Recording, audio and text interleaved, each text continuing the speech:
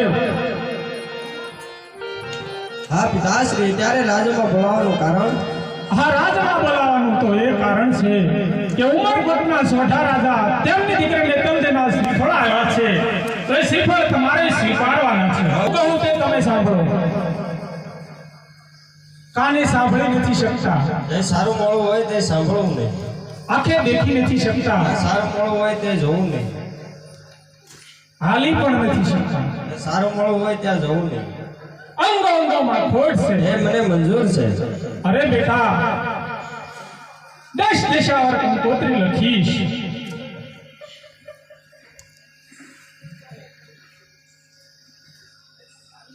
એક કંકોત્રી હું નહીં લખું.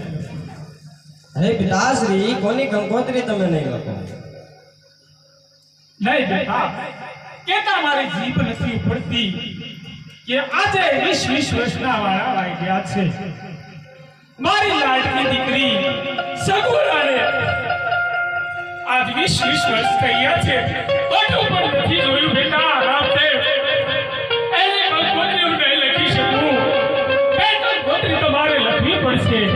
હા પિતાશ્રી, આજ મારા મોટા બેન આજ આવા મારા શુભ પ્રસંગમાં ન આવે, મારો આખો અવસર અધૂરો રહી જાય પિતાશ્રી. માટે કંકોત્રી બેની બાને હું મારા હાથે લખી નાખી. એ આ